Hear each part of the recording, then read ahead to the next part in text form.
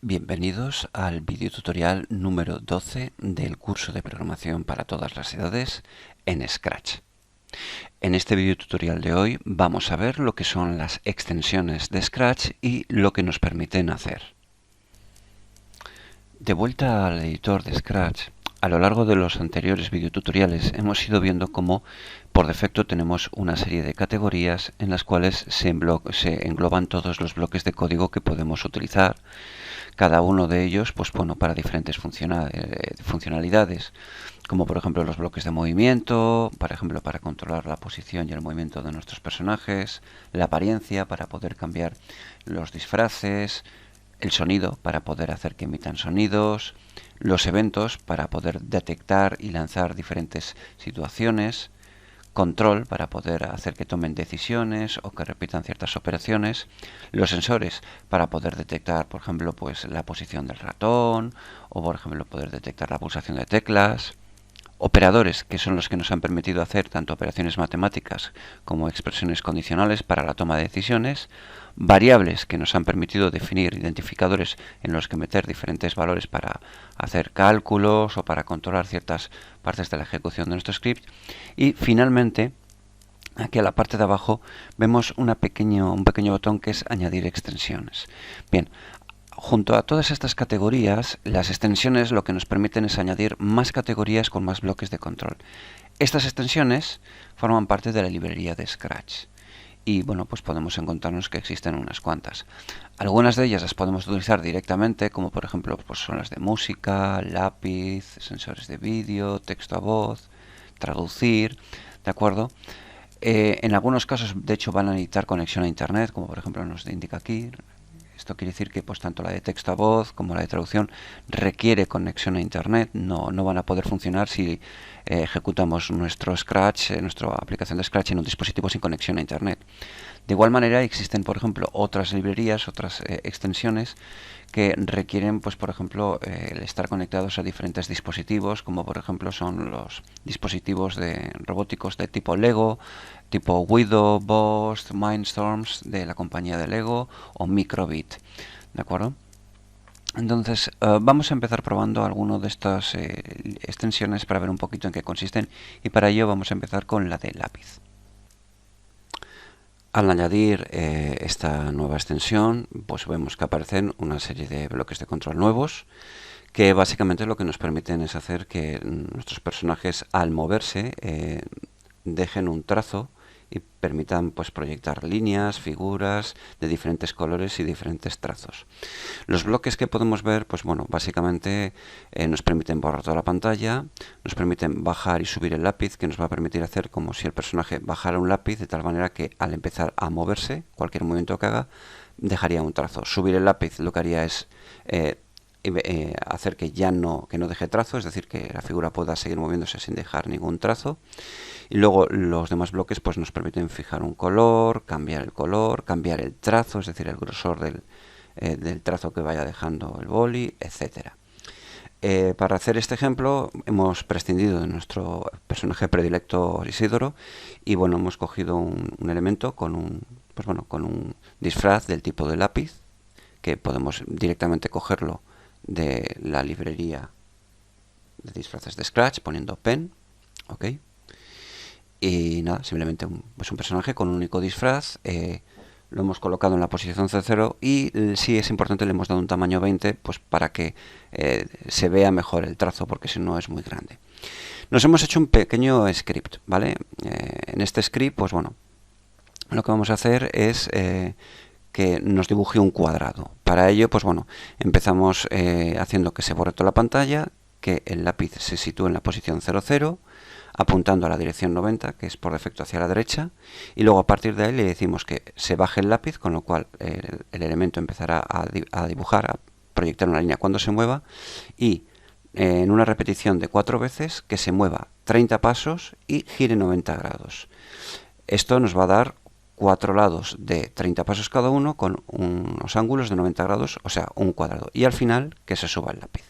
Si esto lo ejecutamos, vemos efectivamente como ahí se nos ha pintado un cuadrado de 30 grados de lado. Si aumentamos, por ejemplo, el lado y ejecutamos, pues ahí vemos que el cuadrado es un poco más grande. De igual manera, si por ejemplo aumentamos el número de repeticiones y reducimos los grados, decimos que dibuje 6 lados con giros de 60 grados, lo que nos vamos a tener es pues, bueno, un hexágono. Y de igual manera, por ejemplo, si en vez de 6 le ponemos 12 lados y que nos gire 30 grados con cada lado, pues lo que vamos a tener, bueno, pues es un dodecágono, ¿de acuerdo? Un polígono de 12 lados. Entonces, pues bueno, esto es un poquito lo que nos permite hacer esta librería. Aparte también podemos utilizar para dibujar líneas. Si por ejemplo quisiéramos dibujar algún tablero o algo por el estilo, pues nos podría valer. Vamos a ver ahora un par de extensiones que además conjuntas pues nos puede dar bastante juego. La primera que vamos a ver es la extensión que se llama texto a voz. Esta extensión básicamente lo que nos permite es hacer que nuestros personajes tengan la capacidad de decir, de hablar, de emitir hablado un texto que nosotros le indiquemos. Pueden hacerlo en diferentes, pronunciando en diferentes idiomas, que no es lo mismo que traducir, ¿de acuerdo? Es decir, dependiendo de el idioma el idioma en el que esté el texto que le vamos a indicar, pues tenemos que indicarle un poco la configuración pues para que pronuncie de una determinada manera. Y luego también le podemos asignar una voz más grave, más aguda, etcétera. Vamos a probarlo. Para ello vamos, pues bueno, simplemente le vamos a añadir a nuestro personaje Isidoro, le vamos a poner un preguntar. Le vamos a decir, pues, por ejemplo, que nos pregunte nuestro nombre. Pues, dime cómo te llamas. Vale. A continuación le vamos a añadir un texto a voz, le vamos a poner el idioma, fijar el idioma español, le vamos a poner que opte por una voz, pues vamos a parar aquí, una voz de tipo chillido, que es el más agudo, ¿de acuerdo? Y aquí le vamos a decir que lo que diga sea la salida respuesta. Si lo ejecutamos, perdón, vamos a ponerle primero el evento de hacer clic, lo ejecutamos y dice, bueno, dime cómo te llamas. Y le digo, pues bueno, Pedro. Pedro. Y nos dice Pedro. Si queremos, por ejemplo, que nos diga encantado, pues como ya hemos visto en otras ocasiones, simplemente vamos al operador de unión. Aquí podemos ponerlo encantado. Aquí le añadimos la respuesta, lo unimos, le damos otra vez al play y le decimos Pedro. Encantado, Pedro. Y ya nos dice, pues bueno, encantado, Pedro. Vale, esto nos permite hacer que nuestros personajes, pues en vez de emitir textos, pues también nos puedan hablar, puedan decirnos cosas. Existe otra librería que también nos puede resultar muy interesante, que es la librería de traducir. Vale, esta librería básicamente lo que nos permite es traducir textos de un idioma a otro. Consta de un bloque principal, de un único bloque principal que básicamente recibe como argumento un texto, se le puede indicar un idioma y lo que nos hace es devolvernos la versión del texto traducido al idioma que le hayamos indicado. Por ejemplo, si le ponemos inglés, aquí inglés, y le ponemos hola, y lo ejecutamos, pues nos devuelve hi, es decir, nos devuelve el texto de hola traducido al inglés. Podemos combinar esta librería con la librería de habla para hacer que, bueno, pues Isidoro, además de hablar, que nos hable en otros idiomas. Entonces, vamos, por ejemplo, a hacer que, vamos a modificar este ejemplo que hemos hecho anteriormente para que nos salude, pero en inglés. Entonces, para ello, vamos a separar un poco los bloques. Vamos a decir que el idioma del speak, el idioma para hablar, en vez de ser español va a ser inglés, para indicar que el texto que va a tener que pronunciarse está en inglés. Y vamos a coger el hola respuesta, la unión de hola respuesta, y lo vamos a meter en el bloque traducir a inglés. Y esto es lo que va a decirse. Finalmente lo ponemos aquí. Y bueno, antes vamos a coger y le vamos a poner en apariencia decir. Vamos a coger esto, lo vamos a duplicar para que lo veamos y lo pronuncie a la vez. Entonces, ¿qué tenemos? Que nos dice cómo te llamas, le decimos el nombre, nos va a mostrar traducido al inglés el saludo hola y el nombre que le hayamos dicho, y a continuación nos lo va a pronunciar en inglés. Vamos a ver si funciona todo correctamente. Play. Dime, ¿cómo te llamas? Bueno, pues le vamos a decir, pues me llamo, por ejemplo, Ángel. Le damos a ejecutar. Hello, Angel. Y ahí nos dice Hello Angel. Nos lo muestra y nos lo dice en inglés. Conjuntar estas dos librerías es muy interesante porque nos permite hacer pequeñas aplicaciones o juegos que bueno, nos van a permitir, por ejemplo, pues para hacer temas de aprendizaje del inglés, pronunciación, etcétera, lo cual pues bueno, es bastante instructivo. Finalmente, la última extensión que vamos a ver hoy pues es la extensión música. Esta es una extensión bastante interesante porque básicamente lo que nos permite pues es reproducir instrumentos. Reproducir diferentes instrumentos pues para hacer música. ¿De acuerdo? Entonces, bueno, esta extensión viene con una serie de bloques de control que nos permite pues, bueno, tocar, por ejemplo, una nota durante un determinado tiempo. Nos permite fijar un determinado instrumento, por ejemplo, un piano, pero podemos fijar otros como un órgano, una guitarra, un bajo, etcétera. El bloque principal es tocar nota, que básicamente nos permite tocar una determinada nota durante un determinado tiempo.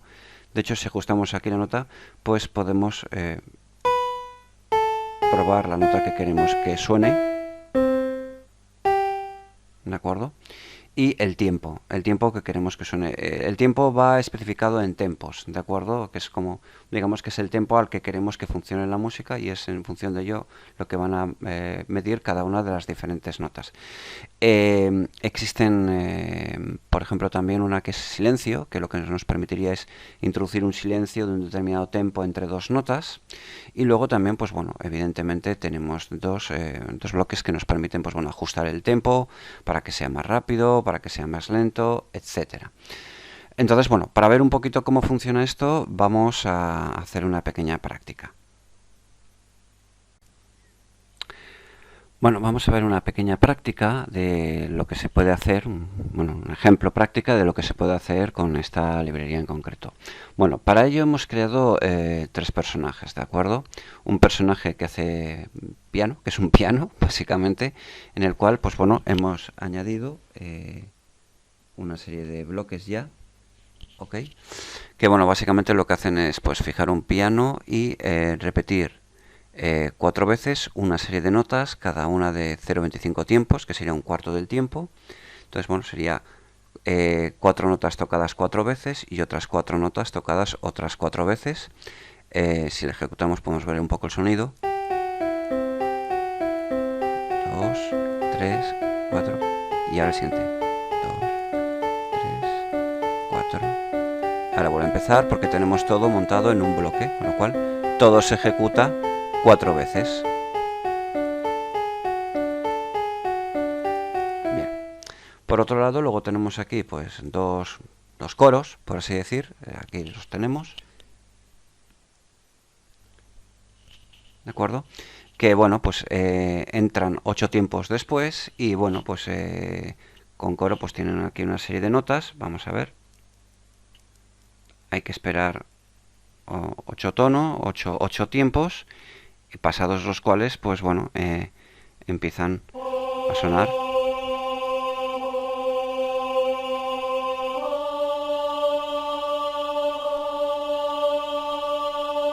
Y esto se repite 3 veces en total. Como vemos, en este caso es un coro que está tocando con longitud de 2 tiempos, pues 2 notas distintas. Y finalmente tenemos el otro coro, que es, digamos que es el coro que entra por último, ¿ok?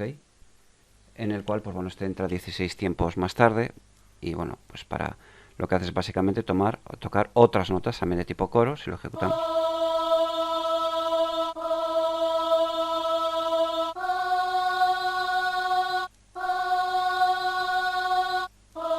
Y lo repite 2 veces. Vale. Si os fijáis, al final todos los personajes los hemos ligado al bloque, bueno, al evento de pulsar a la banderita para que todos se inicien a la vez. Primero empieza el teclado, ¿no? Ejecutando el fondo de piano. Luego entra este coro 8 tiempos más tarde. Y luego finalmente entra el segundo coro 16 tiempos más tarde. Entonces, bueno, si lo ponemos a ejecutar todo, pues bueno, el resultado suena tal que así.